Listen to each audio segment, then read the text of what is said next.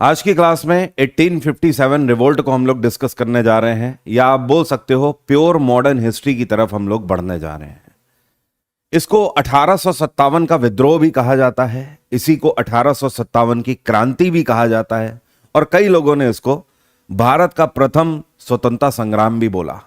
आगे बढ़ने से पहले ये तो हम क्लियर कर लें कि ये दरअसल विद्रोह था या क्रांति थी। मतलब 1857 का रिवोल्ट था या फिर रेवोल्यूशन थी। दोनों में अंतर अगर हमें पता है तब तो हम चीजों को आगे बढ़ा पाएंगे। तो what is the difference between revolt and revolution? विद्रोह और क्रांति के बीच का अंतर क्या होता है? बहुत सीधा सा अंतर है। रिवोल्ट जब कोई आवाज उठाई जाती है किसी सिस्टम के खिलाफ, किसी पर्टिकुलर व्यक्ति के खिलाफ या किसी विभाग के खिलाफ, जब आवाज उठाई जाती है दैट इज कॉल्ड रिवोल्ट। आपने एक वॉइस को रेज कर दिया तो वो क्या है? रिवोल्ट है। लेकिन उस वॉइस को सक्सेसफुली आप ट्रांसफॉर्म कर पाए सभी तक, मतलब आपकी उठाई हुई आवाज सक्सेसफुली सामाजिक तौर पर लोगों के पास पहुंच जाए और लोग उसे एक्सेप्ट कर लें, दैट इज कॉल्ड रेवोल्यूशन। इसी को हम क्रांति बोलते हैं। मतलब क्रांति लाना बहुत मुश्किल काम है और रिवोल्ट बहुत आसान काम है। पहली बात, रिवोल्ट केवल उठी हुई आवाज है, लेकिन क्रांति क्या है? जब सामाजिक तौर पर आपकी उस आवाज को मान लिया जाए कि हां, आप एक जो आवाज उठा रहे हो वो आवाज एक रिफॉर्म के लिए है, एक सही तर्क के बेसिस पर आपने आवाज उठाई हुई है, दैट इज कॉल्ड रेवोल्यूशन। अब हमें यह तय करना है कि 1857 में जो हुआ था वो सिर्फ एक विद्रोह था या फिर वो रेवोल्यूशन बन गया। मैं तो आपको यह बोलूंगा कि अगर करंट टाइम पे देखा जाए कि जब 1857 में यह आवाज उठी थी ब्रिटिश हुकूमत के खिलाफ, तो उस टाइम पर यह मात्र एक विद्रोह था। लेकिन आगे चलकर यह धीमे धीमे रेवोल्यूशन में कन्वर्ट हो गया। आगे चल के जब कांग्रेस पार्टी की स्थापना होगी, आगे चल के जब महात्मा गांधी आएंगे और वो यहां पर अपने आंदोलन करेंगे, वो सारी चीजें रेवोल्यूशन में तब्दीलियत मानी जाएगी। लेकिन उन सभी का आधार कहीं ना कहीं 1857 का यह विद्रोह बनेगा। अब सवाल यह उठता है कि 1857 का विद्रोह हुआ क्यों? यह विद्रोह कोई एक दिन में तो हो नहीं गया, इसके पीछे कई 100 साल लगे। हमने देखा कि गोरे हमारे देश में सन 1600 में आ गए थे ब्रिटिश ईस्ट इंडिया कंपनी को लेकर, और 1600 से लेकर आज हम 1857 में पहुंच गए। मतलब करीब करीब 250 साल से ज्यादा का वक्त हो गया। इन 250 साल में ऐसा क्या हुआ कि अचानक से हम एक बम की तरह फट पड़े 1857 में? यह कोई अपने आप में कोई छोटा कॉज तो नहीं हो सकता कि हम भारतीयों ने अचानक से मुंह उठाया और सीधे ब्रिटिश हुकूमत की तरफ निकल पड़े। इसके पीछे बहुत सारे कारण थे। कारण कैसे थे उनको समझने की कोशिश करते हैं। पिछले 250 सालों से जो हम लोग थे, हमारे ऊपर धीमे धीमे करके अत्याचार बढ़ता चला जा रहा था। पिछले 250 सालों में अंग्रेजों ने जमींदारों को सपोर्ट किया, जो यहां पे सेठ लोग हमारे देश में हुआ करते थे, और उन जमींदारों से किसानों के ऊपर शासन कराया। अल्टीमेटली जो ब्रिटिशर थे ये जमींदारों को अपनी कठपुतली बनाकर रखते थे। हमारे देश के जो सेठ लोग थे वो और पैसे के लालच में ब्रिटिशर्स के हाथों बिक जाते थे, और इनके कहने पर हमारे किसान भाइयों के ऊपर लगाम लगाने की कोशिश करते थे। हमारे किसान भाइयों को जमीन पट्टे पर दे दी जाती थी और उनके ऊपर फिर उनको टारगेट दिए जाते थे, और अगर टारगेट कृषि का नहीं पूरा होता था तो ऐसे में उनकी जमीनें भी छीन ली जाती थी। कई बार जब जमीनें नहीं देने को किसान मंजूर होता था तो पूरे के पूरे गांव को आग लगा दी जाती थी, या फिर उसके घर के लोगों को बदुआ मजदूर बना लिया जाता था। इस तरीके की स्थितियां पिछले 250 सालों में बहुत आम हो चली थी। इसके अलावा एक दूसरा कॉज भी और है। ये जो ब्रिटिश हुकूमत की या ब्रिटिश एम्पायर की, ब्रिटिश ईस्ट इंडिया कंपनी की जो यूनिफॉर्म, ये जो लाल रंग की हुआ करती थी, ये हमारे देश के युवाओं को बहुत प्रभावित करती थी। ये जो रेड यूनिफॉर्म है ना, जिसमें यूनियन जैक साइड में बना होता था, यह हम भारतीय युवाओं को बहुत अच्छी लगती थी। क्यों? क्योंकि डंडा तो हाथ में सबको चाहिए। तो हमारा जो भारतीय युवा था वो एनी हाउ इस यूनिफॉर्म को पहनना चाहता था। और गोरी हुकूमत तो यह चाहती थी कि ज्यादा से ज्यादा जितने भी सिपाही हो सकें वो सब भारतीय मूल के ही रखो। जो नॉर्मल सोल्जर थे वो भारतीय मूल के रखे जाते थे और जितने भी अधिकारी थे वो सब ब्रिटिशर रखे जाते थे। इस बात पर प्रॉपर पाबंदियां लगाई गई थी कि जितने भी भारतीय हैं उनको सी और डी ग्रेड की ही केवल नौकरी दी जाएगी। डी ग्रेड की नौकरी का मतलब झाड़ू कटका बर्तन करो, घोड़े की लीद उठाओ, इनके घोड़े को साफ करो, जब अधिकारी जाने वाला हो तो उसकी यूनिफॉर्म बिल्कुल साफ करके रखो, उसके बूट पॉलिश करो, जब पार्ट टाइम हो तो उस टाइम पर इनके घर के कमोड साफ करो। ये सब हमारे काम हुआ करते थे जो हम पिछले 250 सालों में इनके लिए कर रहे थे। इन 250 सालों में हम भारतीय लोगों का जमीर बिल्कुल भी नहीं जागा, लेकिन अचानक से 1857 में ऐसा क्या हो जाता है कि हमारा जमीर इतना ज्यादा जाग जाता है। इन पिछले 250 सालों में हम भारतीय इस रेड यूनिफॉर्म को पहनते थे और बहुत खुश होते थे अंग्रेजी तनख्वाह लेकर। और उसके बाद जब हमारे ही किसानों के ऊपर ब्रिटिश हुकूमत ऑर्डर देती थी गोली चलाने का, तो हम भारतीय ही इसी यूनिफॉर्म को पहनकर अपने ही किसान भाइयों की छाती पे गोली मारते थे, बिना एक बार सोचे और समझे और ना उससे पूछे। पिछले 250 सालों से हम ये करते चले आ रहे थे, इनकी खिदमत करते चले आ रहे थे। हमारी घर की जो महिलाएं हैं वो उनके बच्चों को पालती थी, क्योंकि गोरी मैम तो जाके पार्टी करती थी अधिकारी के साथ। पिछले इन 250 सालों में ये जो ब्रिटिशर्स थे, इन्होंने जो क्लब बनाए हुए थे, उन क्लब के बाहर एक तख्ती लगी रहती थी, उसमें लिखा रहता था dogs and Indians are not allowed. और हम भारतीय उसके बाद भी साहब साहब करके वहां पर खड़े रहते थे। तो ये जो आलम हमारा पिछले 250 सालों में हुआ, पैसे की वजह से, अपनी गरीबी दूर करने के लिए लगभग हम सब कुछ कर रहे थे। उनकी सूसू पॉटी साफ कर रहे हैं, उनके घोड़े की लीद उठा रहे हैं, उनकी घास काट रहे हैं लॉन की, उनके घरों की सफाई कर रहे हैं, झाड़ू कटका कर रहे हैं, साथ में उनकी गालियां भी सुन रहे हैं, उनकी मार भी खा रहे हैं।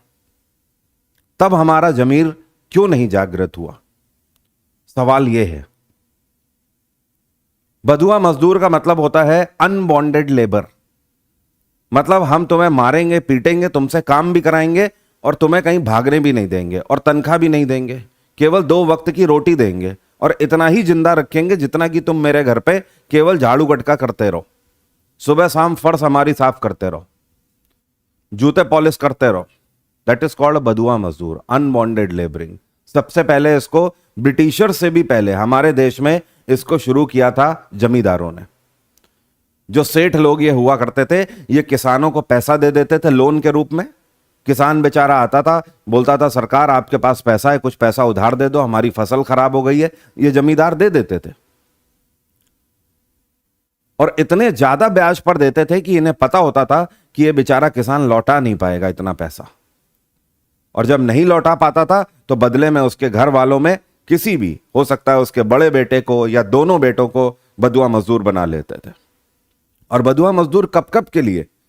कोई 2 दिन, 5 दिन, 10 दिन या 6 महीने के लिए नहीं, 10-10 साल के लिए बधुआ मजदूर बना के रखते थे। जिंदगी बीत जाती थी ऐसे। 10 मुस्टंडे खड़े कर देते थे कि भाग के जाए तो हाथ पैर तोड़ देना। इन 250 सालों में यह आलम हो चला था, लेकिन अचानक से क्या हुआ, फिर भी मैं आपसे कह रहा हूं, देयर वर वेरियस रीजंस।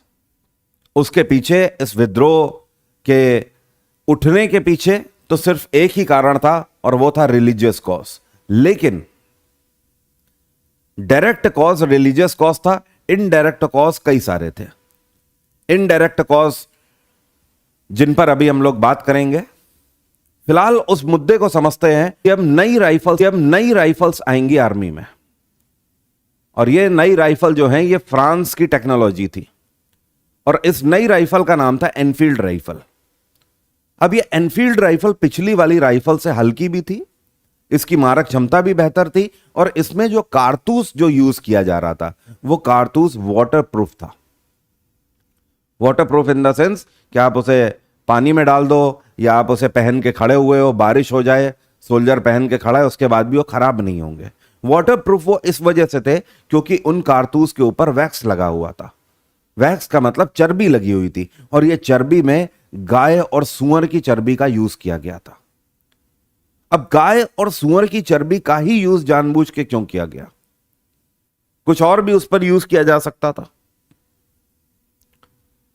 हमारा धर्म भ्रष्ट करने के लिए, या फिर हम भारतीयों में जो कि एक आप बोल सकते हो धर्म को लेकर सद्भावना है। हमारे देश में मुस्लिम भी हैं, हमारे देश में हिंदू भी हैं। तो आपको पता ही है कि जो मुस्लिम है,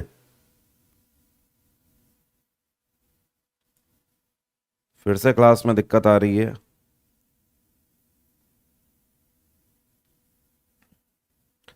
तो हमारे देश में जो मुस्लिम है, जैसे आपको पता है इस्लाम में सूअर हराम है, तो अगर आप सूअर की चर्बी का वैक्स उस पर लगा रहे हो तो ऑब्वियस सी बात है जो कि मुस्लिम सोल्जर होंगे उनका धर्म भ्रष्ट होगा। और जो सनातन धर्म है, आपको पता है गाय हमारे लिए बिल्कुल शुभ है, सबसे ज्यादा हॉली है गाय। तो ऐसे में जानबूझकर ये जो वैक्स लगे हुए कारतूस लाए गए, इनमें वैक्स गाय और सूअर की चर्बी का लगाया गया। दूसरा, इनको ट्रिगर करने की जो टेक्निक थी वो कैसी थी? सबसे पहले क्या करना होता था, राइफल का बट खोलना होता था, उसके बाद इस कारतूस को लेना होता था, और ये कारतूस के ऊपर टॉफी की तरह ऐसे लगा होता था एनवलप इसका। ये जो एनवलप है इसको दांत से ऐसे करके खोलना होता था। उसके बाद उस गन में ऐसे भरना होता था शोरा पाउडर, जो बारूद है उसको भरेंगे। उसके बाद एक स्लाई होती थी लंबी सी, उसके आगे थोड़ा गोल रंग का हुंडा लगा होता था मेटल का, और उससे उसको दबाया जाता था, ऐसे भरा जाता था। और दबाकर फिर एक आगे चिप आता था जिसको कॉक बोलते थे, वो लगाकर फिर उसके आगे भर के गन को ट्रिगर कर दिया जाता था। फिर उसके बाद कॉक करो और सीधे चला दो। अल्टीमेटली कोई भी सोल्जर जब गोली चलाएगा तो उसे कारतूस अपने मुंह पर लगाने होंगे, और मुंह पे लगाया नहीं कि धर्म भ्रष्ट। तो होता क्या है कि इस टाइम पर पश्चिम बंगाल में बैरकपुर में 34th NI होती है। 34th NI, NI का मतलब है नेटिव इन्फेंट्री, आर्मी की एक यूनिट है। जो ब्रिटिश आर्मी थी उसकी यूनिट को नेटिव इन्फेंट्री बोला जाता था। और कहीं पर 34th NI है, कहीं पर 2nd NI है, कहीं पर 8th NI है, ऐसे हुआ करती थी। जैसे हमारी आर्मी में आपने देखा है ना, जम्मू कश्मीर राइफल, राष्ट्रीय राइफल्स, राजपुताना राइफल्स, 18 ग्रेनेडियर्स, ये सारी यूनिट्स है ना हमारी आर्मी की। उसी तरीके से 34th NI जो होती है ये वेस्ट बंगाल के बैरकपुर में होती है।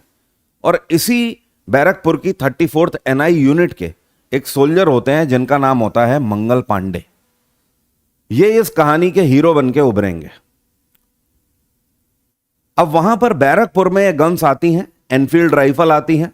सिपाहियों में बिल्कुल खुशी की लहर दौड़ जाती है कि अब बिल्कुल नई राइफल्स हम यूज करेंगे, हल्के वजन की हैं, मारक क्षमता बेहतर है पहले से, और ऊपर से अब जो कारतूस आए हुए हैं ये भी वाटर प्रूफ है। कोई बात नहीं, सबको बुलाया जाता है। बैरकपुर जो यूनिट होती है उसमें एक बड़ा सा मैदान होता है, बड़ा सा मैदान जहां पर परेड वगैरह हुआ करती थी। यहीं पर ब्रिटिश अधिकारी आते हैं अपने एक अधिकारी को लेकर, और वो अधिकारी यहां पर बताता होता है सबको कि किस तरीके से इस गन को कॉक किया जाएगा। पूरी प्रक्रिया वो समझाता है, कोई दिक्कत नहीं। सब देखते हैं, सब बड़ा इंप्रेस होते हैं इस गन से। फाइनली जो सोल्जर होते हैं उनके जो सुपरवाइजर होते हैं मंगल पांडे, इनको बुलाया जाता है। अच्छा, एक चीज और ध्यान रखिएगा, ये जो ब्रिटिश हुकूमत थी ये इस बात का ध्यान रखती थी कि कभी भी हम भारतीयों को बी और ए ग्रेड की नौकरी ना मिलने पाए, क्योंकि बी और ए ग्रेड की नौकरी अधिकारी वर्ग की नौकरी हुआ करती थी, और डिसीजन मेकिंग वाली किसी भी पोस्ट पर हम भारतीय ना बैठने पाए। मतलब हमारे पास इतनी पावर ना आने पाए कि हम कोई फैसला ले सकें। हम केवल नौकरी करते रहें, इनसे पिटते रहें, इनके आदेशों का पालन करते रहें। इसी वजह से हमें सी और डी ग्रेड की नौकरी दी जाती थी। डी ग्रेड की नौकरी तो मैंने आपको बता दी, झाड़ू पोछा खटका, और सी ग्रेड की नौकरी मैक्सिमम क्लैरिकल जॉब, लिखने वाली जॉब, कि हाँ भाई लिखा पढ़ी कर दी, फाइलें इधर से उधर कर दो, बस इतना मैक्सिमम जॉब हमें दिया जाता था। उसी तरीके से सेना में भी हमें अधिकारी ग्रेड की नौकरी नहीं दी जाती थी। क्यों? क्योंकि उसके लिए हमेशा एक रिवॉल्वर मिलता था, जो कि रिवॉल्वर कैरी करना होता था। तो ऐसी नहीं, हमें केवल लाठी डंडे वाली ही नौकरी दी जाती थी, सोल्जर पोस्ट। और जब कहीं युद्ध पर जाना होता था या कहीं पर किसी बस्ती में जाकर या किसान बस्ती में जाकर अटैक करना होता था, तभी के लिए केवल राइफल पकड़ाई जाती थी, उसके बाद वापस से जमा करवा ली जाती थी। अब जब यहां पर मैदान में यह पूरा डेमो देकर दिखाया जाता है, उसके बाद मंगल पांडे को बुलाया जाता है। मंगल पांडे को बोला जाता है कि आप सुपरवाइजर हो, आप सबसे पहले टेस्टिंग करो। मंगल पांडे टेस्टिंग करते हैं, आवाज आती है धाड़, सब देख रहे होते हैं, तालियां बज जाती हैं, कोई दिक्कत नहीं। अब यहां पर यूनिट ये कमांड देती है कि मंगल पांडे कल से आप इन सभी सोल्जर्स की ट्रेनिंग शुरू कराओ। मंगल पांडे कहते हैं ठीक है साहब, ओके। मंगल पांडे कहते हैं ठीक है साहब, ऐसा ही होगा, कोई दिक्कत नहीं। अगले दिन से ट्रेनिंग चालू होती है। मंगल पांडे लगातार बार बार गन को कॉक कर रहे हैं, लगातार शूट कर रहे हैं, दिखा रहे हैं। मंगल पांडे बोल रहे हैं 3 दिन तक हम आपको ट्रेनिंग देंगे, 3 दिन के बाद आपकी भी ट्रेनिंग चालू हो जाएगी। ठीक है भाई, यूनिट बिल्कुल जोश में भरी हुई है।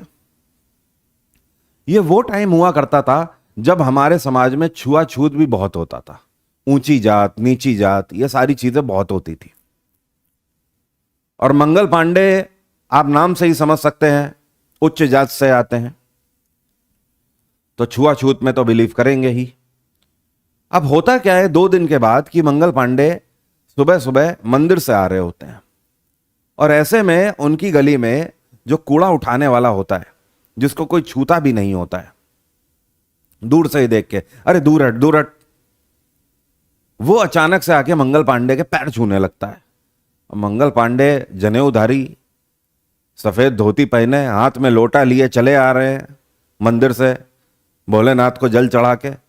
जैसे ही वो एकदम लपकने लगता है, कहते हैं हट यहां से, पागल कहीं का, तेरी हिम्मत कैसे हो गई मेरे पैर छूने की। वो हंसने लगता है, वो कहता है अरे पांडे भैया, अब हमारे और आप में कोई अंतर नहीं रह गया है। मंगल पांडे कहता है तुम्हारा मतलब? वो कहता है अरे पांडे भैया, अब आप भी तो सुअर की चर्बी खाने लगे हो। मंगल पांडे कहता है अभी लगाऊंगा तेरे एक, दिमाग तो तेरा ठीक है, मैं और चर्बी दूर दूर तक कोई सरोकार नहीं है। थोड़ा डिस्टर्ब हो जाते हैं, जल्दी जल्दी यूनिफॉर्म पहनते हैं, वापस पहुंचना है यूनिट में। यूनिट पे आते हैं सुबह सुबह 7 बजे, परेड होनी होती है, लेकिन परेड जैसा माहौल नहीं दिखाई दे रहा होता है। जितने भी भारतीय सोल्जर होते हैं उनमें सुगबुगाहट एक होती है, सब आपस में बात कर रहे होते हैं। और जब मंगल पांडे आते हैं तो मंगल पांडे को बहुत गुस्से से सब देख रहे होते हैं। मंगल पांडे कहते हैं क्या हुआ? तो उसमें से एक आदमी बोलता है, कहता हमें आपसे पांडे जी ये उम्मीद नहीं थी, ये तो अच्छा हुआ कि हमें आपके मंसूबे पता लग गए कि आप हमारा धर्म भ्रष्ट कराने वाले थे। मंगल पांडे कहते हैं मतलब? तो बोलते हैं ये जो कारतूस जो तुम हमें देने वाले थे, तुम तो खूब अपने मुंह में लगा लगा के उसको खींच रहे हो पिछले 2 दिन से। अच्छा हुआ हमें तो समय रहते पता लग गया कि इसमें तो गाय और सुअर की चर्बी का यूज हुआ है। अब मंगल पांडे के काटो तो खून नहीं, पैरों तले जमीन खिसक गई हो जैसे। मंगल पांडे गुस्से से बौखलाहट में है। और यहां पर जो यूनिट है 34th NI जो यूनिट है, इसमें विद्रोह की भावना उमड़ने लगती है। यह यूनिट जोर शोर से नारेबाजी करने लगती है। सामने ही हाई कमान का ऑफिस होता है, ब्रिटिश अधिकारियों को पता लग जाता है यह शोर किस वजह से आ रहा है। ब्रिटिश अधिकारी बड़ी चालाकी के साथ, कामनेस के साथ बाहर आते हैं, 34वीं NI से बात करते हैं, और बात करते हुए ये उन्हें समझाते हैं और बताते हैं, कहते हैं एक बात बताओ, ये जो लाल यूनिफॉर्म जो हमने तुम्हें दी हुई है, इसकी एक डिग्निटी है, इसे प्राइड के साथ पहना जाता है। एक बात बताओ, क्या आज तक हमने तुम लोगों का ख्याल नहीं रखा? कोई सोल्जर कुछ नहीं बोलता है। क्या एक बात बताओ, क्या आप लोगों का वेतन कभी लेट होता है? सैलरी कभी लेट आती है? कोई कुछ नहीं बोलता है, क्योंकि वो इनको कॉन्फिडेंस में ले रहे होते हैं। वो बोलते हैं जब हम आपका इतना ख्याल रखते हैं तो हम ये छोटी सी हरकत आपके साथ क्यों करेंगे? इससे हमें क्या मिल जाएगा? सब चुप। ब्रिटिश अधिकारी बोलते हैं आप अपना काम करिए निश्चिंत होकर, हम आपको प्रॉमिस करते हैं कि ऐसा कुछ भी नहीं है, आश्वासन देते हैं हम आपको, आप बिल्कुल बेफिक्र होकर रहिए, किसी ने अफवाह उड़ाई हुई है, कोई बात नहीं, चलो शांति पड़ जाती है सबको। लेकिन अगले दिन सुबह सुबह जब मंगल पांडे मंदिर से आ रहे होते हैं तो उनकी गली में ही दो तीन लोग बात कर रहे होते हैं, और वो जैसे ही मंगल पांडे को देखते हैं वो कहते हैं पांडे भैया, आप केवल 3 गली दूर वहां पे चले जाओ, एक कारखाना है, वहां पे आप जाके एक बार देखो, हम चाहते हैं। मंगल पांडे भागते हुए जाते हैं लोटा फेंक के, और वहां पे एक कारखाना होता है, और कारखाने के अंदर जैसे ही घुसते हैं मंगल पांडे के आंसू छूटने लगते हैं और पूरे शरीर से पसीना, क्योंकि वहां पे उस कारखाने में वो कारतूस बन रहे होते हैं। चारों तरफ गाय की चर्बी लटकी हुई है, कहीं सूअर की चर्बी को गलाया जा रहा है आग में, और उसके बाद गला के पिघला के उसमें कारतूस डाले जाते थे, और जिससे उनको वैक्सेशन किया जाता था। अब तो अपनी आंखों से ही देख लिया। और यह दिन होता है 29 मार्च का। कौन सा दिन होता है? 29 मार्च 1857। यह दिन बहुत इंपॉर्टेंट है, क्योंकि इसी दिन विद्रोह की पहली बात उठी थी, या आप बोल सकते हो यही वो तारीख है जिस दिन से विद्रोह शुरू हुआ था। मंगल पांडे 34वीं एनआई यूनिट में जाते हैं बैरकपुर में, और जाते ही वहां पर जो ये मैदान होता है, इस मैदान में जो प्लेटफॉर्म बना होता है सीमेंटेड, इसके ऊपर चढ़ते हैं और सीधे गन को कॉक करते हैं, पुरानी वाली गन को, और हवा में एक फायर मारते हैं। जैसे ही हवा में फायर करते हैं, ब्रिटिश अधिकारियों को पता लग जाता है कि मंगल पांडे अब बगावत कर चुके हैं। जितने भी बाकी सोल्जर होते हैं वो सब दूर खड़े मंगल पांडे को देख रहे होते हैं। वहां से 2 अधिकारी घोड़े में मंगल पांडे की तरफ आने लगते हैं। इतने में मंगल पांडे दोबारा गन को कॉक करते हैं और एक अधिकारी की छाती में मारते हैं धाड़। वो जो लेफ्टिनेंट है वो सीधे घोड़े से नीचे गिरता है, उसकी मौत हो जाती है। तुरंत फटाफट से दूसरा बुलेट कॉक करते हैं, और दूसरा बुलेट कॉक करके, क्योंकि राइफल है इस वजह से पैर के अंगूठे में उसका ट्रिगर लगाते हैं और अपनी छाती में लगा के दूसरा फायर कर देते हैं। मतलब खुदकुशी कर देते हैं, करने की कोशिश करते हैं। छाती में गोली चल जाती है, मंगल पांडे भी वहीं पर पड़े होते हैं। इतने में अधिकारी लोग उनके पास पहुंचते हैं, मंगल पांडे को उठाकर हॉस्पिटल में ले जाया जाता है, इलाज होता है। और इलाज के दौरान फिर मंगल पांडे को ये बोला भी जाता है, मंगल पांडे रिकवर करते हैं, क्योंकि हार्ट पे नहीं चली होती है, जैसे तैसे झटके से इधर उधर हो गई होती है।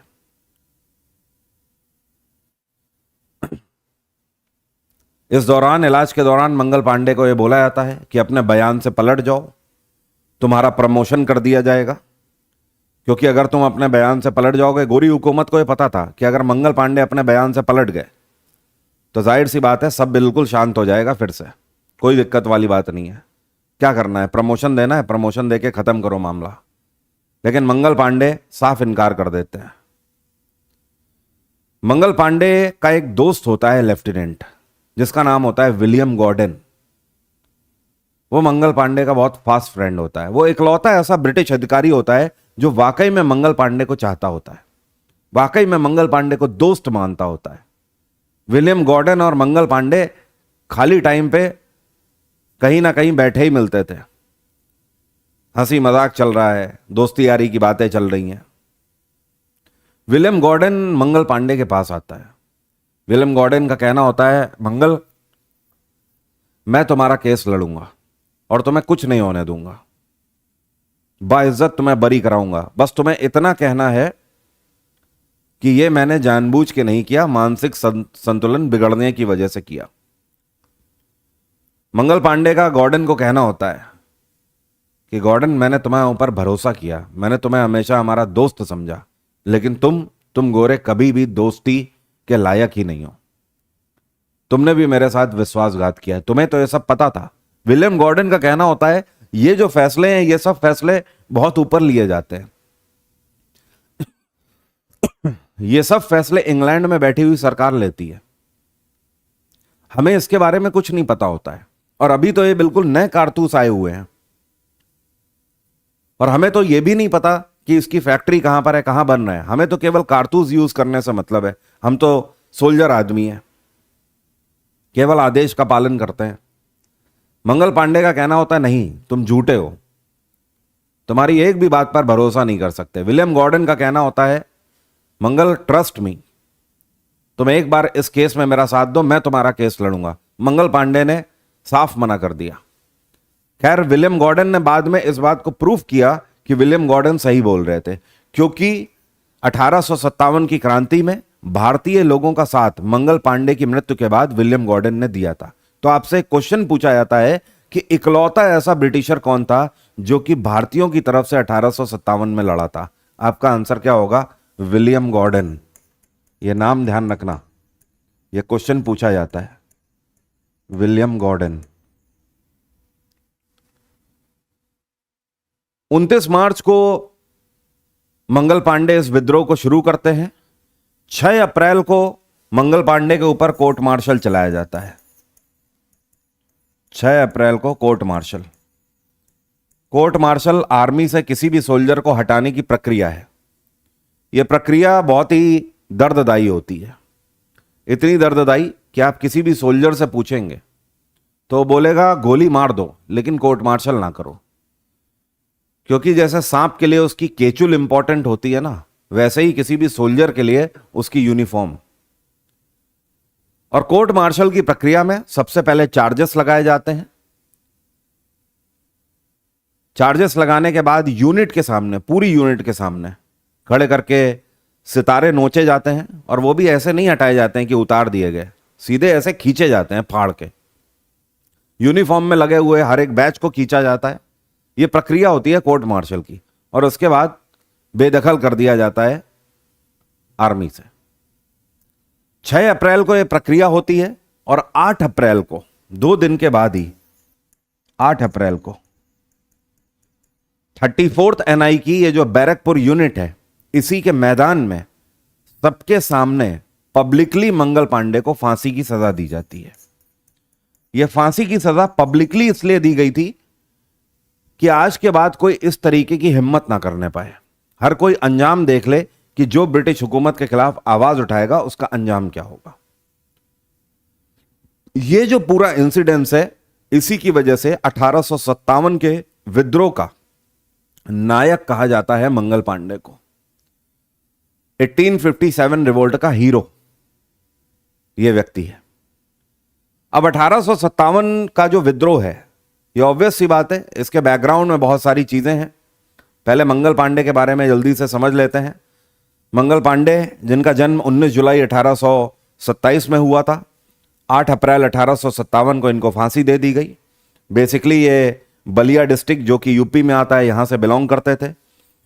बैरकपुर में, कलकत्ता में इनको फांसी दी गई।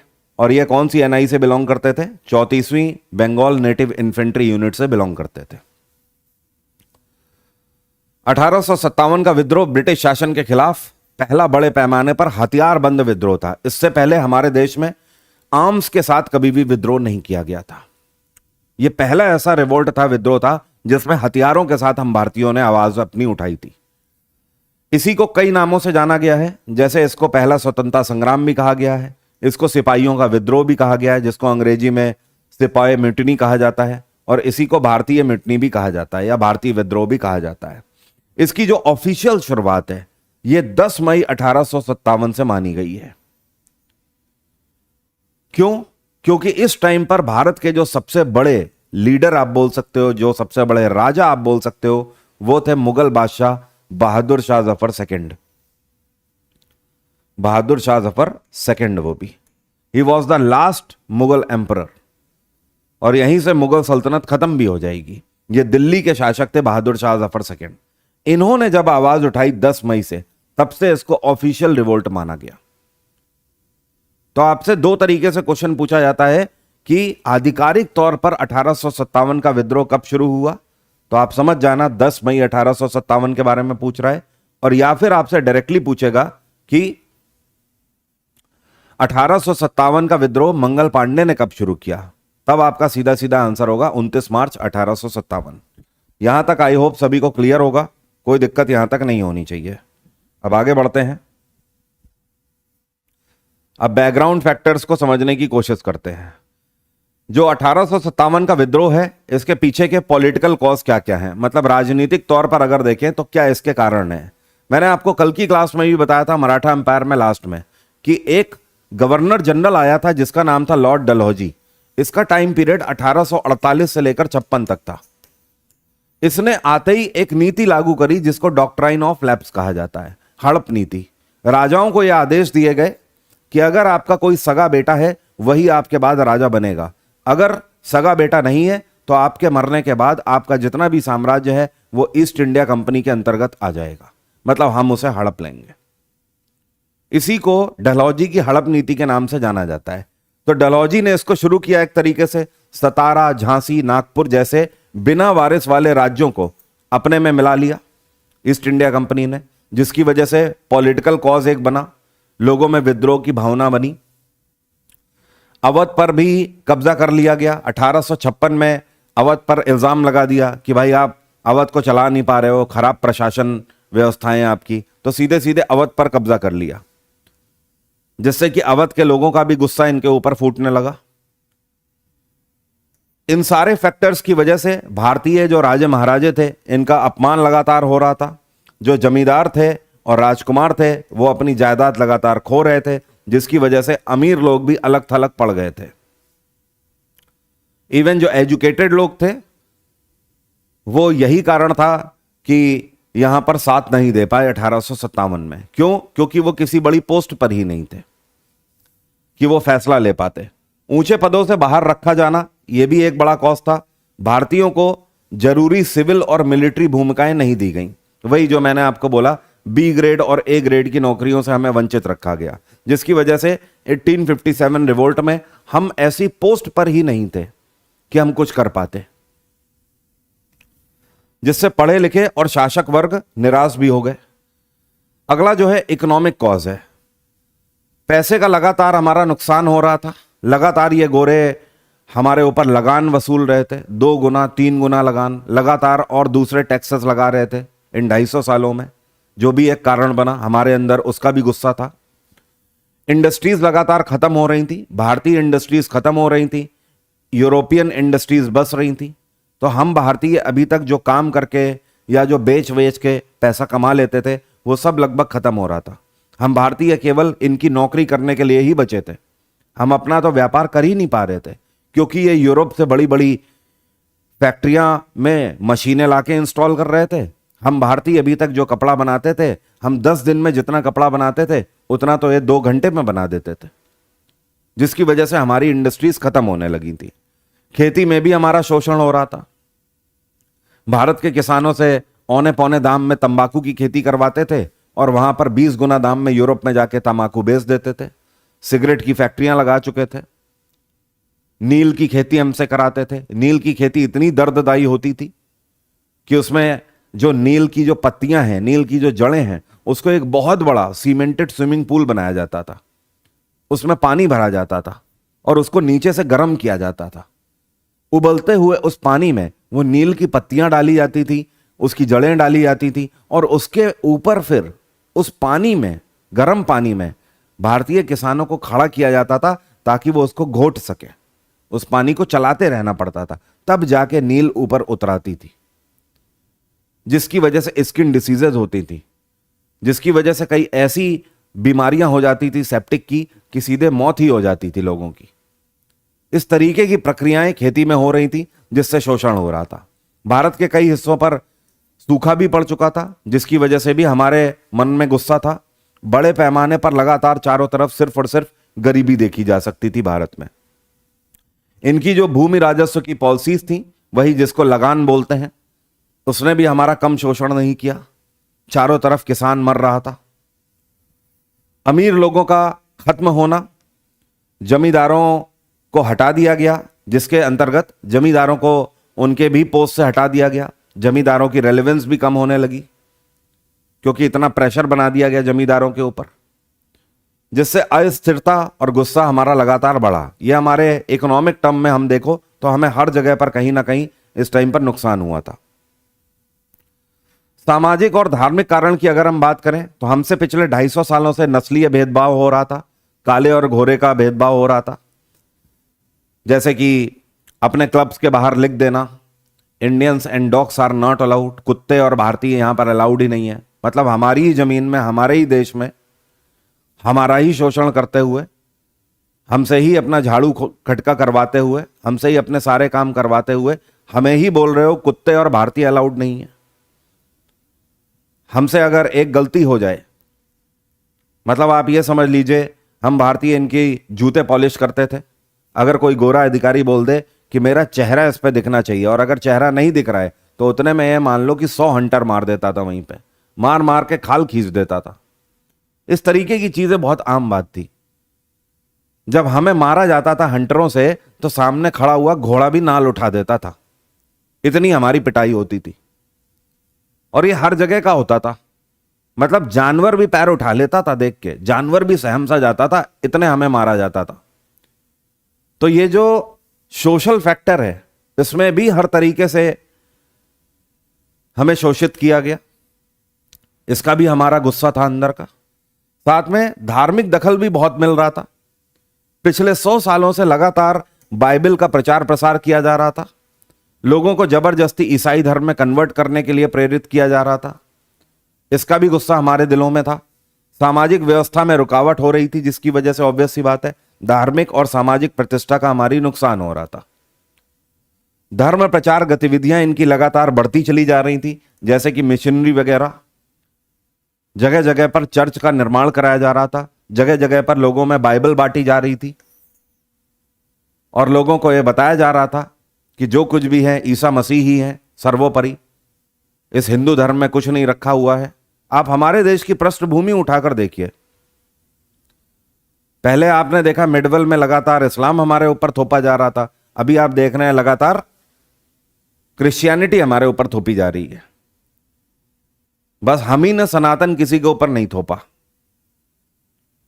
लेकिन इतिहास में आप देखेंगे, आप रिलीजियस कॉज में हमारे ऊपर ये सारी चीजें आपको दिखाई देंगी। मिडवेल में अभी आपने ये देखा, और अब इनकी वजह से मिलिट्री कॉज की अगर बात करें, हालांकि मैंने आपको बता ही दिया है कि मिलिट्री में केवल सिपाही की पोस्ट तक ही इनको रखा जाता था, हमें उससे ऊपर की कोई पोस्ट नहीं दी जाती थी। इसके अलावा और भी कई भेदभाव होते थे, जैसे कि जो ब्रिटिश सोल्जर है उससे हमें कम ही सैलरी हमेशा दी जाती थी। इवन काम हमसे ज्यादा कराए जाते थे। प्रमोशन भी हमें लगभग ना के बराबर मिलते थे, अदरवाइज मानिए प्रमोशन तो मिलेंगे ही नहीं।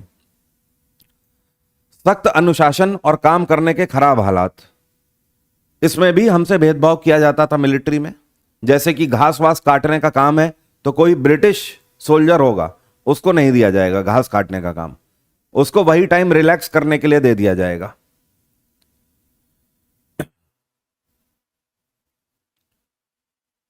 और जितने भी ऐसे निम्न क्वालिटी के काम होंगे वो सब हम भारतीयों को दिए जाते थे।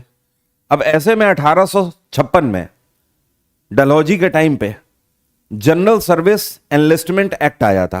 अब ये एनलिस्टमेंट एक्ट क्या था? इसके दौरान क्या होता था, विदेश में पोस्टिंग करे जाने का प्रोविजन था। ठीक है, यह बोला जाता था कि विदेशों में भी कुछ सोल्जर्स की पोस्टिंग होगी, क्योंकि जाहिर सी बात है ब्रिटिशर दुनिया में 64% क्षेत्रों में अपना हुक्म चला रहे थे, या आप बोल सकते हो 64% देशों पर कब्जा कर चुके थे। तो कहीं ना कहीं दूसरे देशों में भी इनको सोल्जर्स चाहिए, तो कहां से ले जाएंगे? भारत की पॉपुलेशन ठीक ठाक थी तो भारत से जाएंगे सोल्जर, जिसके लिए यह कानून आया जनरल सर्विस एनलिस्टमेंट एक्ट 1856। लेकिन हमारे लिए ये जो पोस्टिंग थी ये हमारे लिए मजा नहीं बल्कि सजा वाली पोस्टिंग तो हुआ करती थी, क्योंकि इसमें हमारी जाति का नुकसान हमने माना। कारण क्या था? जब ये भारतीय सोल्जर्स की बाहर पोस्टिंग करते थे तो जानबूझकर वेजिटेरियन खाना नहीं देते थे, केवल नॉन वेजिटेरियन ऑप्शन ही रखते थे, जिसकी वजह से भारतीय इसको जाति का नुकसान वाली पोस्टिंग मानने लगे थे। तो आप हर तरीके से देख सकते हो, मिलिट्री कॉज में भी हम परेशान थे। इमीडिएट कॉज आपको पता ही है, जिसकी वजह से तुरंत हम स्प्रिंग बन गए थे। गाय और सुअर की चर्बी वाले कारतूसों का यूज किया गया, जिससे कि जो मुसलमान भाई थे उनका भी धर्म आहत हुआ, जो हिंदू भाई थे उनका भी धर्म आहत हुआ, क्योंकि सुअर इस्लाम में हराम है और गाय होली है सनातन में। तो ये इमीडिएट फैक्टर था जिसकी वजह से धार्मिक गुस्सा था एक तरीके से। ओवरऑल अगर हम ये देखें इस पूरे सिनेरियो को 1857 के, तो क्या हम ये मान सकते हैं कि हम धर्म की वजह से अचानक से उबाल मार गए? आप खुद बताइए, क्या हम धर्म की वजह से अचानक से उबाल मार गए? आप इससे पहले देखिए, मिलिट्री कॉज में बहुत टाइम से 150 साल से हमारे साथ ये शोषण हो रहे थे, हमने कभी उबाल नहीं मारा। इससे पीछे आइए, सोशल एंड रिलीजियस कॉज में देखिए, पिछले 100 साल से ईसाई धर्म का हमारे ऊपर थोपना प्रचार प्रसार चल रहा था, लेकिन हमने कभी उबाल नहीं मारा। इससे पहले आइए, इकोनॉमिक कॉज में हमारा नुकसान हो रहा था, हमने ऐसा विद्रोह नहीं किया। उससे भी पहले आइए, पॉलिटिकल कॉज में हमारा नुकसान हो रहा था, हमने कभी विद्रोह नहीं किया। हमने विद्रोह आकर कहां पर कर दिया? सबसे लास्ट में धर्म के आधार पर। अच्छी बात है, धर्म के आधार पर आवाज उठाना अच्छी बात है, लेकिन यह रिवोल्ट ही रह गया। उस टाइम पर रेवोल्यूशन इसलिए नहीं बन पाया क्योंकि इसके पीछे हमारी प्रॉपर प्लानिंग नहीं थी।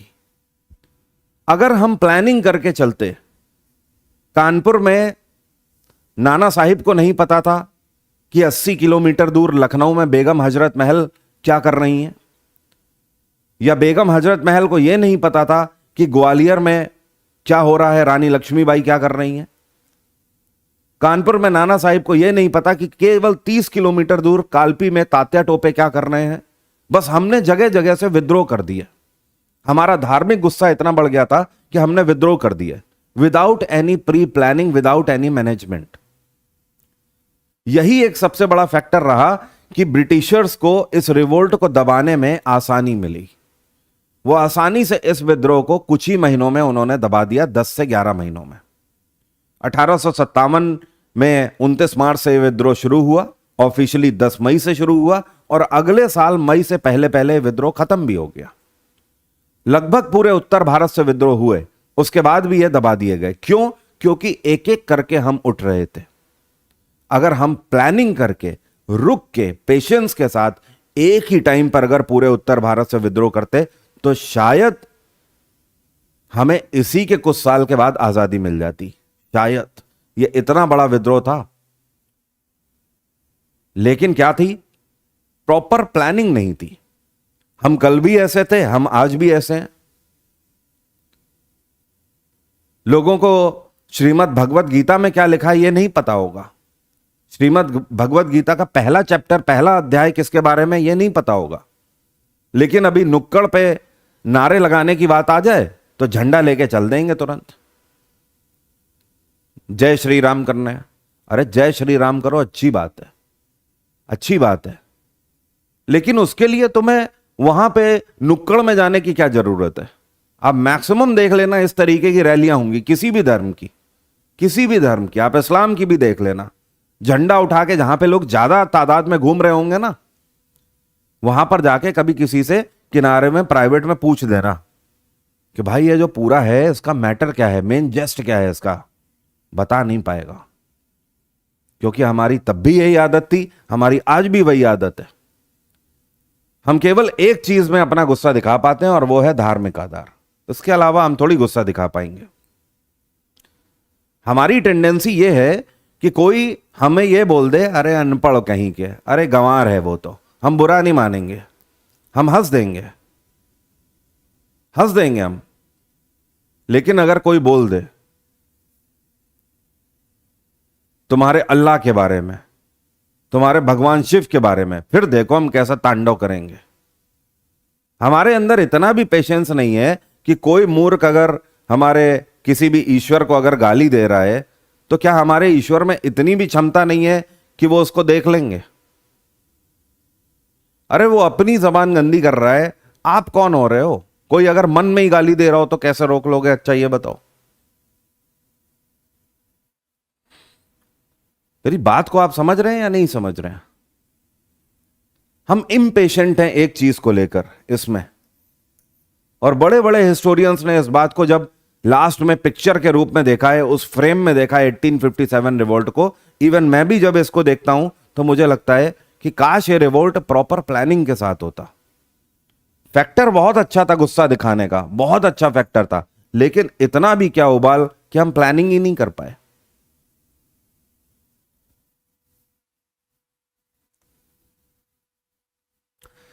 एक टाइमलाइन को समझ लेते हैं। 29 मार्च को मंगल पांडे ने विद्रोह किया। इसी बीच में आपको मैंने बता दिया है 6 अप्रैल को इनका कोर्ट मार्शल हुआ। 8 अप्रैल को मंगल पांडे को फांसी दे दी गई। इसके बाद 24 अप्रैल को क्या हुआ? दिल्ली के पास मेरठ में भी विद्रोह हो गया। मेरठ में 3rd नेटिव इन्फेंट्री की जो यूनिट थी, इन्होंने भी कारतूसों का यूज करने से मना कर दिया, जिसकी वजह से उनको बर्खास्त कर दिया गया। 9 मई को वहां पर कुछ सोल्जर्स को आजीवन कारावास की सजा सुना दी गई। क्यों? क्योंकि उन्होंने कारतूसों का यूज करने से मना कर दिया। अब जब इनको 85 सिपाहियों को आजीवन कारावास की सजा सुनाई गई, जिसकी वजह से और ज्यादा यहां पर विद्रोह भड़क गया। जितने दूसरे सोल्जर थे, भारतीय सोल्जर थे, वो और ज्यादा भड़क गए। रिजल्टेंट उन्होंने क्या किया? अगले ही दिन 10 मई को मेरठ के सिपाही विद्रोह कर दिल्ली की ओर कूच करते हैं, अपने साथियों को मुक्त कराते हैं, और इसमें अंग्रेजी अधिकारियों की जान चली जाती है। मतलब उनको मारना पड़ता है तभी उनको छुड़ा पाते हैं। सिपाही नागरिकों के साथ मिलकर दिल्ली की ओर बढ़ते हैं और बहादुर शाह जफर को अपना नेता डिक्लेयर करते हैं। अब का नेता डिक्लेयर करने आए हो। पहले तो तुम्हें लाल यूनिफॉर्म बहुत अच्छी लग रही थी, पहले तो तुम्हें अंग्रेजी तनख्वाह बड़ी अच्छी लग रही थी, पहले पिछले 100 सालों में तो तुमने बिल्कुल नहीं सोचा कि अपने ही किसान भाइयों की छाती पे गोली चला रहे थे। जब धर्म पर बात आई तो मुगल बादशाह बहादुर शाह जफर सेकंड याद आ गए हमें। We read history, we teach history, but we don't learn anything from history. इतिहास पढ़ते हैं, पढ़ाते हैं, लेकिन कभी हम उससे सीख नहीं पाते हैं। आपने देखा जैसे ही धर्म पर बात आई, अभी तक तो हम अपने किसानों के छातियों पे गोली चला रहे थे, अब हमें यह बूढ़ा राजा याद आ रहा है। अब यह बूढ़ा राजा भी क्या कर लेगा? यह बेचारा खुद ही लूटा हुआ बैठा है। मुगलों को भी लूट लिया था यहां तक ब्रिटिशर्स ने। बहादुर शाह जफर सेकंड की उम्र हो चली थी, ना ही शक्ति है ना ही मनोबल है उतना। कैसे खड़ा होगा ये राजा? खैर, जब इतनी जनता पहुंचती है बहादुर शाह जफर सेकंड के पास तो ये विद्रोह को उठाते हैं, लेकिन बहादुर शाह जफर सेकंड को घेर लिया जाता है दिल्ली में ही। इनके किले को अंग्रेज घेर लेते हैं और उसके बाद इनके सामने कंडीशन रख दी जाती है कि राजा जी, या तो आप लड़ेंगे तो जान से जाएंगे, और आप जान से जाएंगे तो केवल आप नहीं, आपके साथ ये जितने हैं ये सब भी जान से जाएंगे। या तो दूसरा है कि आप मेरे कहने से यहां से चले जाएं, ये आपके लिए भी अच्छा है, इन लोगों के लिए भी अच्छा है। तो बहादुर शाह जफर सेकंड को पेंशन देकर रंगून भेज दिया जाता है, म्यांमार। इस तरीके से दिल्ली का विद्रोह तो थोड़े टाइम पे ही खत्म हो जाता है। जून 1857 मतलब मई के बाद अगला महीना, नाना साहिब कानपुर से इस विद्रोह को शुरू करते हैं। अधिकारियों, जो अंग्रेज अधिकारी हैं, उनको बंदी बना लेते हैं और अपने आप को पेशवा घोषित करते हैं। नाना साहिब का तो आपको पता ही है, कल भी मैंने आपको बताया था लास्ट में, पेशवाई को खत्म कर दिया है, दुखती हुई नब्ज है। बेटा, मैं अगर हर एक कमेंट का रिप्लाई करने लगा ना तो यहां पे क्लास ही नहीं हो पाएगी। Please try to understand my side. फिर भी आप देखते हो क्लास के बाद मैं 2-3 क्वेश्चन ले ही लेता हूं मैक्सिमम, क्योंकि this is not science, this is not economics, this is history. यहां टॉपिक बहुत बड़े बड़े हैं। इससे पहले जो सिलेक्शन 1.0 वाले स्टूडेंट हैं उन्हें पता होगा पॉलिटी के टॉपिक कितने छोटे छोटे हैं। पॉलिटी तो वहां खत्म हो चुकी है, पॉलिटी के चैप्टर फिर भी बहुत छोटे हैं, बट हिस्ट्री के टॉपिक बड़े हैं। ऐसे तो हम कंप्लीट ही नहीं कर पाएंगे सिलेबस टाइम पे। सर एनसीईआरटी पढ़ सकते हैं हिस्ट्री के लिए? हाँ पढ़ सकते हो, टाइमलाइन आपको पूरा क्लियर हो जाएगा, बिल्कुल पढ़ सकते हो। बट आजकल जिस तरीके से क्वेश्चन रेज हो रहे हैं, एनसीईआरटी किसी काम की नहीं रह जा रही है एसएससी के लिए या स्टेट पीएससी के लिए। हाँ यूपीएससी वालों के लिए बोला जाता है कि आपको अगर अपना महल बनाना है तो उससे पहले नींव तो डालोगे ना, तो नींव एनसीईआरटी की डाल लो, ज़्यादा सही है। जून के बाद जुलाई 1857 लखनऊ से भी विद्रोह होता है। लखनऊ से बेगम हजरत महल विद्रोह को संभालती हैं। उसके बाद अगस्त में ग्वालियर में झांसी की रानी लक्ष्मीबाई और तात्या टोपे ब्रिटिशर्स के खिलाफ लड़ते हैं, क्योंकि ग्वालियर पर कब्जा कर लिया होता है ब्रिटिशर ने। अब झांसी की रानी अपनी लड़ाई लड़ रही होती है ग्वालियर को फिर से छुड़ाने के लिए। सितंबर 1857 दिल्ली की घेराबंदी हो जाती है और बहादुर शाह जफर सेकंड को घेर के उसके बाद अपनी शर्तें मनवा ली जाती हैं। मार्च 1858 आते आते पूरे विद्रोह का लगभग दमन होने लगता है। जनरल हैवलॉक के नेतृत्व में ब्रिटिशों ने कानपुर पर पुनः कब्जा कर लिया और अधिकांश क्षेत्रों में विद्रोह को कुचल दिया। मतलब आप देखिए 29 मार्च को विद्रोह शुरू हुआ, ऑफिशियली 10 मई 1857 को शुरू हुआ, और अगले साल 29 मार्च से पहले पहले इन्होंने विद्रोह को पैकअप भी कर दिया। कारण क्या था? हमारे बीच में प्लानिंग का ना होना, क्योंकि एक एक जगह पर अलग अलग विद्रोह हो रहा था। उन्होंने कर दिया तो फिर उन्होंने भी कर दिया, उन्होंने किया तो उन्होंने भी उनको देख के कर दिया, जिसकी वजह से इनको प्रॉपर टाइम मिल रहा था हर एक जगह पर पहुंच के अपनी आर्मी से इस रिवोल्ट को दबाने का। विद्रोह का अंत, ब्रिटिशों ने आधिकारिक रूप से विद्रोह को दबा दिया और ईस्ट इंडिया कंपनी का भी जो अधिकार थे, हर तरीके के अधिकार इनके खत्म कर दिए गए। अब देखिए यहां पर केवल ये नहीं है। अच्छा एक चीज ध्यान रखिएगा, ये पूरी मैंने आपको टेबल दे दी हुई है। जैसे दिल्ली से बहादुर शाह जफर सेकंड थे, कानपुर से नाना साहिब और तात्या टोपे थे, इसके अलावा तात्या टोपे कालपी से भी थे, ठीक है, कालपी। लखनऊ से बेगम हजरत महल थी, झांसी से रानी लक्ष्मीबाई, ग्वालियर से भी रानी लक्ष्मीबाई और तात्या टोपे थे। बिहार में एक जगह पड़ती है आरा, यहां से कुंवर सिंह थे। बरेली से खान बहादुर खान, और फरीदाबाद जो कि अवध में आता है मौलवी अहमदुल्ला। एक और जगह है इलाहाबाद, इससे भी पूछ देता है, तो इलाहाबाद से थे लियाकत अली खान, लियाकत अली खान, ठीक है, इनका भी नाम ध्यान रखेंगे। इसके अलावा इन सभी जगहों से विद्रोह को दबाने वाला अधिकारी कौन था वो भी मैंने इसमें मेंशन किया हुआ है, तो इस टेबल को आप लोग जरूर देखेंगे, इससे बहुत क्वेश्चन बनते हैं। विद्रोह क्यों विफल रहा? वैसे तो मैं 360 एंगल पे आपसे बात ही कर रहा हूं, बट इसको भी समझ लेते हैं। हमारे देश में ही बहुत सारे ऐसे लोग थे जो कि बिल्कुल चुप थे। हमारे देश में भी आपको उन रीजंस को समझना है जिन्होंने उस टाइम पर हमारा साथ ही नहीं दिया। सुनकर बड़ा अजीब लगेगा, वैसे तो हम बहुत बात करते हैं आजादी आजादी की, वैसे तो हम बहुत सारी बातें करते हैं, गालियां देते हैं लोगों को, किसी को भी, लेकिन हमें अपने भी गिरेबान में झांकने की जरूरत है। जब आप इतिहास पढ़ते हैं ना, इसीलिए बोलते हैं कि पान की दुकान पे इतिहास नहीं पढ़ा जाता है। ये पान की दुकान पे जो खड़े हुए बकैती करते हैं ना, इनको कुछ नहीं आता। ये सब व्हाट्सएप यूनिवर्सिटी वाले हैं। अभी किसी से पूछ दोगे तो हवा खराब हो जाएगी आदमी की। केवल इतना पूछ देना कि 1857 की क्रांति में हम भारतीयों का साथ ना देने वाली कौन सी प्रोविंस थी, और यही वो प्रोविंस थी जो कि जब भारत आजाद हुआ तो भारत में भी नहीं आना चाहती थी। आप सोचिए हमारे देश में वो प्रोविंस है इस टाइम पे, ऐसा प्रोविंस जिसने 1857 में हमारा साथ नहीं दिया, अंग्रेजों का साथ दिया उल्टा। और वही प्रोविंस 1947 में जब आजादी हमें मिलती है तो कहता है हम अपना देश अलग बनाएंगे, हमें भारत चाहिए ही नहीं। पता है ये कौन सा प्रोविंस है? हैदराबाद। ये प्रोविंस जानते हैं कौन सा है? हैदराबाद। समझो, सेंट्रल लीडरशिप और प्लानिंग की कमी दिखी, जिसकी वजह से यह विफल रहा।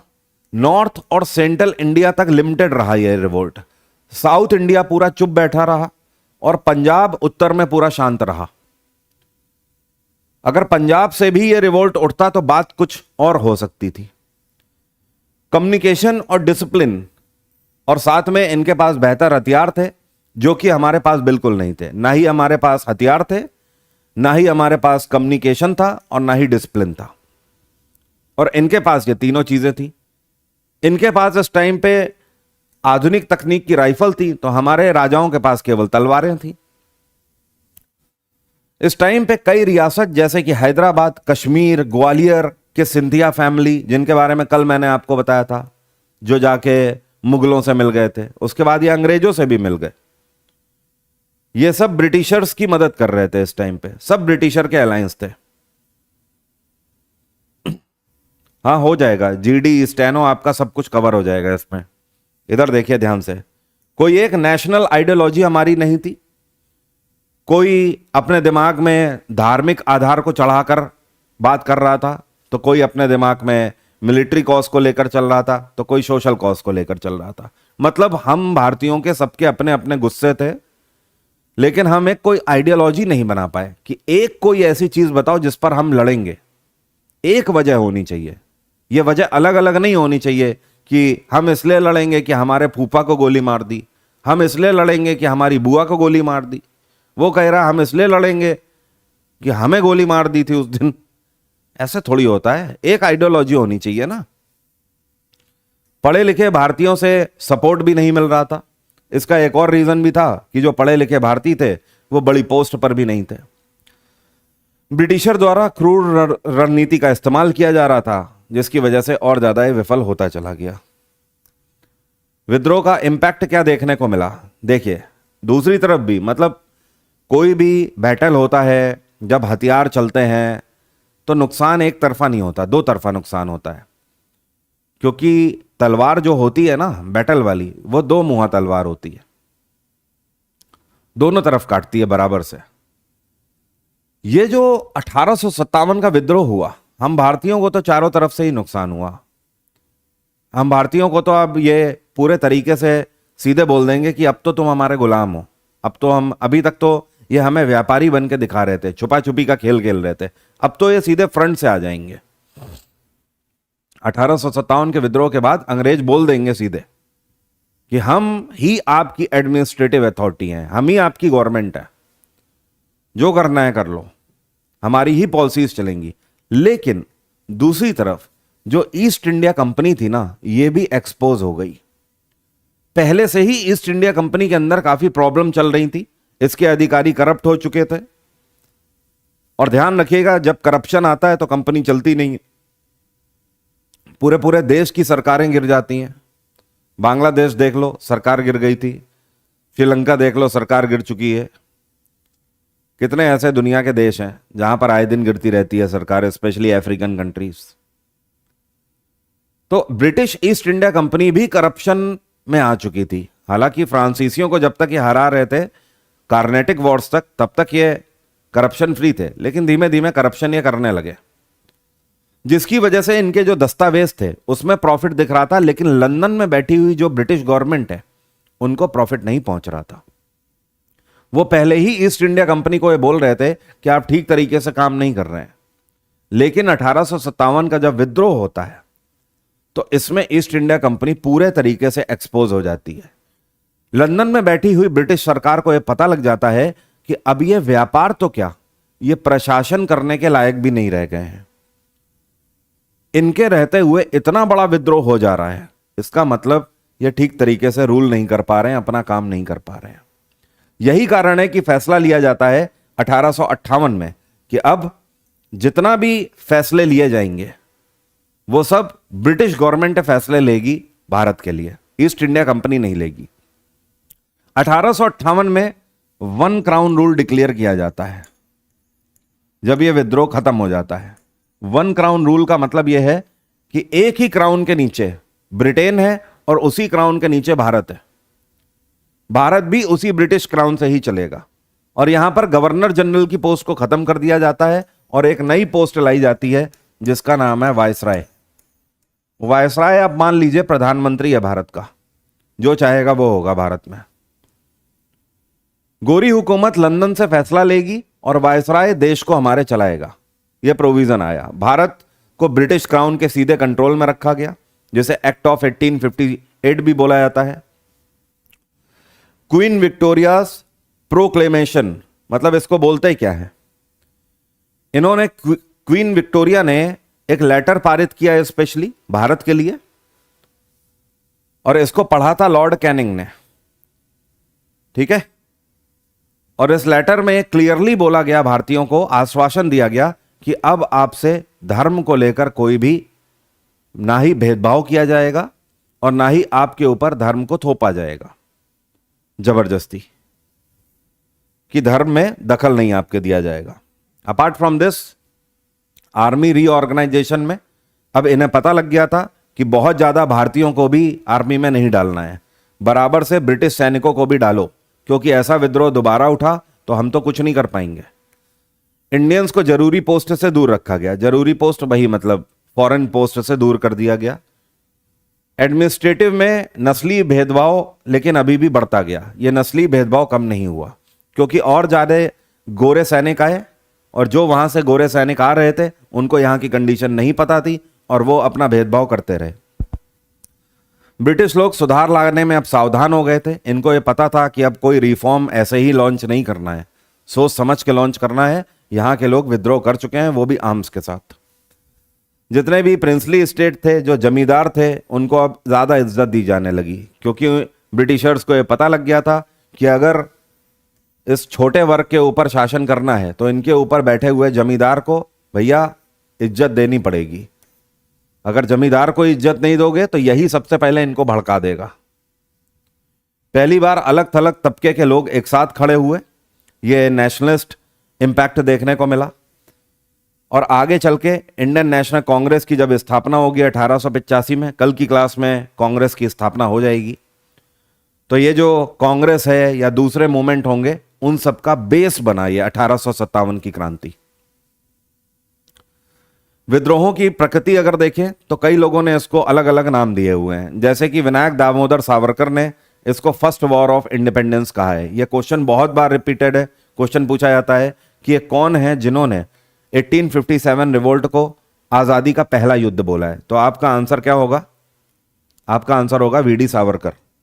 ब्रिटिश व्यू क्या था? ब्रिटिशर्स ने इसको सिपाही म्यूटिनी और लिमिटेड अपराइजिंग बोला, मतलब उन्होंने कहा यह केवल एक सिपाहियों का विद्रोह था और सीमित तरीके से किया हुआ विद्रोह था, छोटे लेवल पे। मार्क्सिस्ट व्यू क्या था? मार्क्सिस्ट व्यू, मार्क्सिस्ट का मतलब जानते हैं? मार्क्सिस्ट आइडियोलॉजी क्या है? Any idea? कोई जानता है मार्क्सिस्ट आइडिया क्या होता है, या मार्क्सिस्ट आइडियोलॉजी क्या है? यह आइडियोलॉजी ये कहती है कि जब समाज का लोअर और मिडिल तबका धर्म को लेकर आपस में भेदभाव करे या धर्म को लेकर बहुत ज्यादा रिजिडिटी लाने लगे, that ideology is known as Marxist. और इनको लड़ाने का सबसे बेहतर तरीका भी यही है। यही आइडियोलॉजी ये बोलती है कि एक किसी भी सोसाइटी में जो लोअर क्लास है और जो मिडिल क्लास है, उनको अगर आपस में लड़ाना है, आप धर्म के आधार पर लड़ा सकते हो। आप दुनिया में देख लेना, जितने भी अमीर तबके के लोग हैं उन्हें ज्यादा धर्म की पड़ी ही नहीं होती है। आप हमारे देश में देख लीजिए, सबसे ज्यादा इंटरकास्ट मैरिज, ना हिंदू मुस्लिम कुछ भी नहीं आपको दिखाई देगा अपर क्लास में। आप बॉलीवुड सेलिब्रिटीज में जाइए, आप टॉलीवुड सेलिब्रिटीज में जाइए, आप बड़े बड़े राइटर्स को देख लीजिए हमारे देश में, हिंदूज मुस्लिम्स के यहां शादी कर रहे हैं, मुस्लिम्स हिंदूज के यहां शादी कर रहे हैं। लेकिन ये आप एक अपनी बराबर की बस्ती में दिखा दो एग्जाम्पल, मान जाऊं मैं। चार तरफ से आवाज आएगी, आग लगा देंगे भैया, होना नहीं चाहिए। तो हमेशा लोअर और मिडिल क्लास ये हमेशा धर्म को लेकर लड़े, जबकि अपर क्लास में यह आइडियोलॉजी ही नहीं काम करती। ओके, तो ये जो व्यू था, ये था बेदखल शासकों और किसानों का सामंती विद्रोह। ओवरऑल ये पूरा फ्रेम था 1857 के विद्रोह का। इसमें मैंने कुछ आपको टेबल भी दी हुई है, इन टेबल को देख लीजिएगा। एक मैंने ये टेबल दे दी है, इस टेबल में कुछ और भी जगह हैं, सारे वैसे मैंने इसमें डाल दिए हैं। दिल्ली, लखनऊ, फरीदाबाद, लखनऊ, बरेली, झांसी, जगदीशपुर, इलाहाबाद और लास्ट में आसाम। आसाम से एक भारतीय महिला क्रांतिकारी थी जिनका नाम था पियोली बरुआ और साथ में मनीराम दीवान। इन 2 लोगों ने विद्रोह किया था। यह भी बहुत इंपॉर्टेंट है, पूछा जाता है। उम्मीद करता हूं 1857 का विद्रोह आपको नीट एंड क्लियर बिल्कुल हो गया होगा, शीशे की तरह साफ हो गया होगा। कल की क्लास में इसके आगे बढ़ेंगे। 1857 के बाद जो सबसे इंपॉर्टेंट इवेंट है वो है 1885 इंडियन नेशनल कांग्रेस। इसके बाद से लगातार हम बढ़ते जाएंगे 1947 तक। एक बार फिर से अपनी बात को रिपीट कर रहा हूं, जितने भी सोशल रिफॉर्म हैं उनकी क्लास में 1947 में मॉडर्न हिस्ट्री खत्म करने के बाद लूंगा। कारण क्या है कि मैं चाहता हूं सोशल रिफॉर्म में मैं आपको कुछ क्वेश्चन प्रैक्टिस कराऊं, जिसकी वजह से अभी वो वाली स्लाइड बन रही है। तो तब तक वो स्लाइडें बन जाएंगी तो मैं आपको क्वेश्चन प्रैक्टिस भी करा दूंगा। सर गवर्नमेंट कोहिनूर वापस नहीं ला सकती है? फिलहाल तो नहीं ला सकती है भाई। मुझे एक बात बताइए, ब्रिटिश गवर्नमेंट को जलियांवाला बाग के लिए माफी मांगने में 100 साल लग गए, ठीक है? तो कोहिनूर देने में कितना टाइम लगेगा आप खुद सोच लीजिए इससे।